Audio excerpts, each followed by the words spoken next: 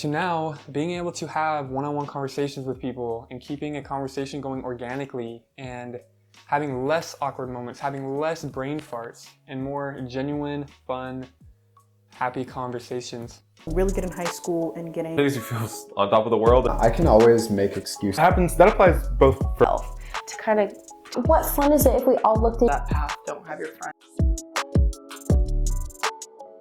Hello everybody and welcome to the Mental Wellness Show, or welcome back to the Wow, I cannot speak today. Let me take a breath, honestly. Sometimes you just gotta take a breath, okay? Today we're gonna be talking all about overcoming social anxiety in 2022. So, social anxiety for me has been prevalent in my life, especially since after high school. And I'm gonna share with you guys 5 tips that I've kind of used. And then after that, I'm gonna share exactly what I did to really overcome my social anxiety and now be able to better hold conversations with people and not worry so much about maybe what they're thinking about me as I'm talking to them, things like that. So very first, I want to kind of clear what is social anxiety. I want to give the definition of social anxiety so we're on the same page here. So based off of Google, our best friend Google, says social anxiety disorder is a chronic mental health condition in which social interactions cause irrational anxiety. For people with social anxiety disorder, everyday social interactions cause irrational anxiety, fear, self-consciousness, and embarrassment. That self-consciousness and embarrassment, I feel like most people can relate. Let me share a quick story about myself. I used to have conversations with people, and especially when it was one-on-one, also group conversations were bad. I would be talking, and then I would start to get in my own head, and I would start to be like, man, what are they thinking about me as I'm talking to that person? And then my face starts to get red, and then I can feel my face getting red, and it starts to get even more red, and then I'm like, oh man, are they seeing this? And it's so embarrassing. And that is how I used to be. It is really quite different now, and I'll get into kind of how I did that, but I'm sure a lot of people can kind of relate to that story I just said. But let's go ahead and get into tip number 1 for facing your social anxiety and overcoming it.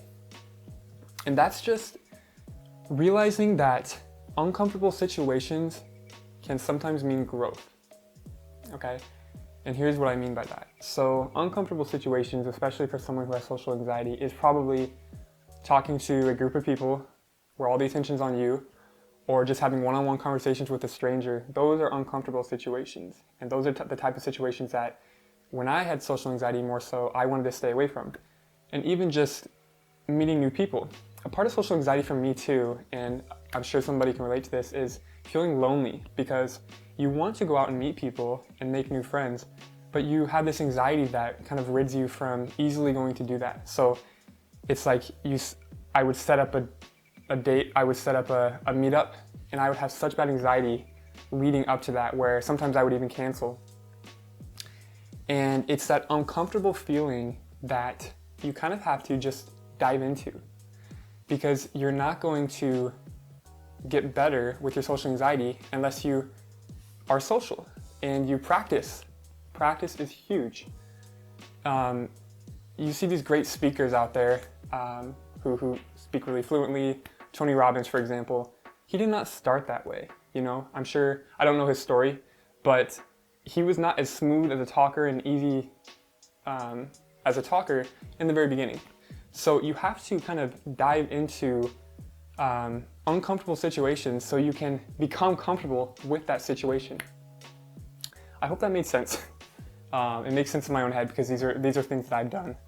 But I think that really applies to a lot of things in your life if you want to improve on, or fears in your life if you want to get over, is kind of diving headfirst into them and practicing that. Because I'll give another personal story. I used to hold interviews. I used to be a part of a cleaning company and I would hold interviews. And the first one, I was so nervous.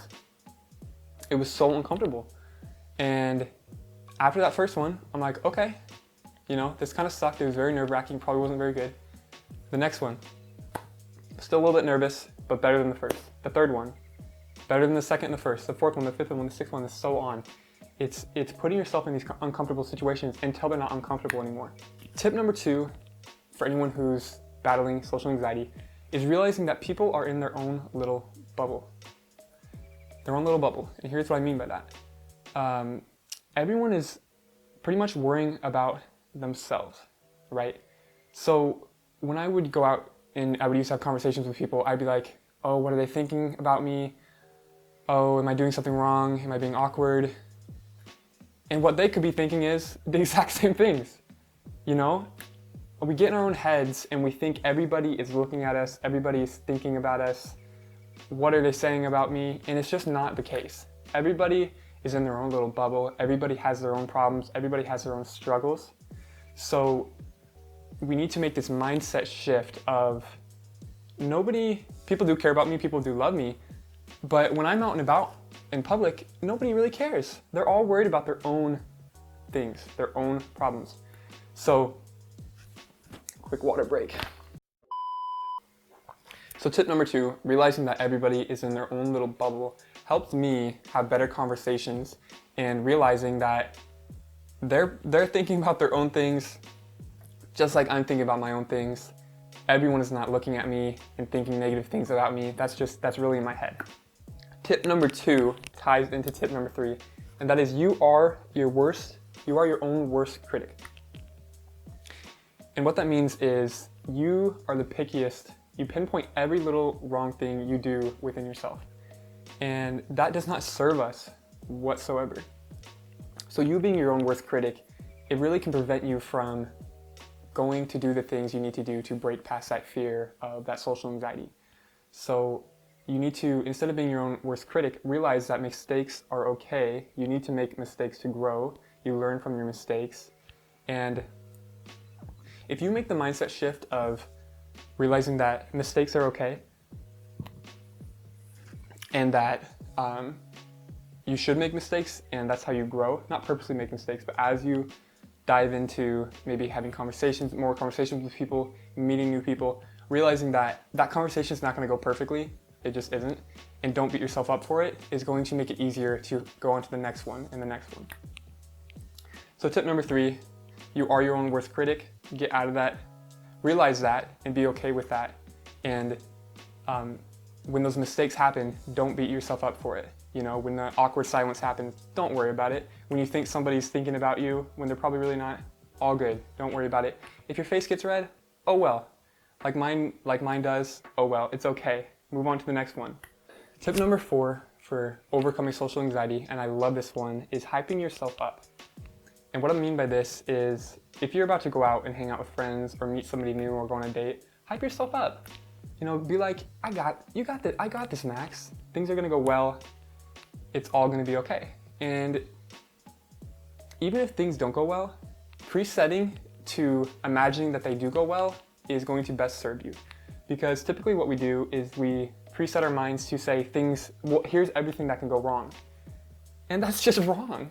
You know, it's like we're making up 2 stories. I learned this from a life coach. And she said it's like there's 2 stories that we make up. One is, here's everything that can go wrong. One is, here's everything that can go right. Let's cut out the thing that everything can go wrong and let's focus on what can go right about this. So hype yourself up, be like, I got this, things are gonna go well. I'm going to have a great time, things are gonna be fun. This uncomfortable feeling I'm feeling right now, that is okay. Uncomfort means growth, I got this. Hyping yourself up is going to serve you much better than beating yourself down and focusing on everything that can go wrong. You know, the situation of a date or whatever you have going on and all you're thinking about is what can go wrong, that's going to be a very unfun, uncomfortable, of course, situation that you're probably not going to want to go back to. So hyping yourself up in the beginning of that is going to make all that easier. And tip number 5, guys, is if you make a mistake, if you go out and again with the red face or awkward silence or anything, that's okay. We are humans, we're not robots, we make mistakes, we're not perfect, especially with conversations and things like that. You can't plan what the other person's gonna say. It's not like before you go out and talk with people, you can be like, here's what I'm gonna say, here's what they're gonna say, here's what I'm gonna say, here's what they're gonna say. That's not realistic, and I don't think that's possible. You don't know what the other person's gonna say. So mistakes are bound to happen from both ends of the conversation. So realizing that beforehand, mistakes are okay, mistakes are good, I learn from mistakes, you know? So tip number 5, if you make mistakes, good. Move on, learn from them, it's okay. And now I want to tell you guys exactly how I went from being the person where super self-conscious, super embarrassed, talking with people, especially talking to a large group of people. I remember there was a time, it was only like 18 people maybe, and I was just talking and I start to look at everyone and I start making eye contact with people and my face would just get red and I would feel it get red, and then it would make it even more red because I know it's red and I know people are seeing that. And that's how I was, to now being able to have one-on-one conversations with people and keeping a conversation going organically and having less awkward moments, having less brain farts, and more genuine, fun, happy conversations. So let me tell you about that. So basically what I did is I dived in head first. So I created this show, the Mental Wellness Show. If you know nothing about it, and you go back to my video tab, you can see I have interviews that I interview people about mental health and positivity, hearing their story about mental health. I have to sit down with somebody for 45 minutes to an hour and a half and host a conversation with them. And that was a huge hump for me to get over, especially in the beginning, because like I said, I had bad social anxiety where I did not want to go out. I would cancel outings with people because it was too much pressure and too uncomfortable, and I couldn't do it. I couldn't do it. I could have, but I chose not to because it was uncomfortable and it just, I didn't want to. So I put myself in a situation where I had to sit here with cameras too, mind you, and talk with someone for, 45 minutes to an hour and a half. So the first episode I did, it was okay. It was kind of rough. The second or third one, I remember I had this absolute brain fart for like 2 minutes. I just could not figure out what to say, and the other person was there, and I'm like, how embarrassing. But then I'm like, really, no, this is okay. This is what happens. You're learning a new skill. This was a new skill for me. It's like interviewing people, even having this long conversation with somebody. It's a new skill, and back to the tips, making those mistakes are okay because the more you do it, the better you get at overcoming that social anxiety. So I would say I've done maybe 10 shows now, and now I'm doing remote shows. I'm talking to people over in Canada, across all the United States, and going from what I was to getting super embarrassed, being super self-conscious, worrying about what somebody's thinking about me, to now just sitting here having a genuine conversation with somebody and not caring if I make a mistake and things get awkward, and just realizing that it doesn't matter, going back to these 5 tips, everyone's in their own little bubble, realizing that uncomfortable situations equals growth, and that's what it was for me with creating this show. The uncomfortableness of having to sit down with somebody, especially the anticipation of that person coming to my house, especially with somebody I didn't really know, and having a full-on conversation with them for 45 minutes to an hour and a half while I hosted it and led the conversation. That was so uncomfortable at first. But now that uncomfort has genuinely turned into joy, and now excited to talk to people about mental health, excited to have pre-show calls with them. I used to get so anxious about having a call with somebody before the show. Now I'm excited and genuinely happy about it and interested in their story. And it's just, the biggest point here is that uncomfort that you feel can mean so much growth. And this is something that I've learned and started to bring on into my life, is the things that I struggle with. You just need to practice it more. If you struggle with social anxiety, get out there and be more social. It's so uncomfortable. It might be very uncomfortable. The more you do it, the better you're gonna get at talking. The more you practice, the better you're gonna get. This is just like with sports. The more you practice, the better you're gonna get. So everybody, if you stayed through the whole thing, I hope it made sense. I feel like I kind of rambled a lot, but I hope these tips, I hope something clicked for you. That's the good part about even reading books, is I'll read pages and I'll be like, what did I just read? But if you can take one thing away that can serve you, then this video is worth it. So if just one tip, be like, yeah, you know, I'm gonna try that. Yeah, that makes sense. And you got that, great. This video was good for you. So everybody, that is how to overcome social anxiety in 2022 based off my own personal experience and how I've done it. If you guys are into mental health and positivity, I host the Mental Wellness Show. It is all about mental health, sharing people's stories, having experts on, talking about confidence, self-worth, loneliness, everything that are kind of struggles in people's lives. And how do we overcome that? How do we cope with them? If you guys like this video, if you guys think it's great content, please like the like button. Please subscribe if you want to stay for more videos. I'd appreciate it so much. And I hope this video helped you guys. And just get after that social anxiety, okay? You will overcome it. You got this. And all right, guys, we'll see you in the next video.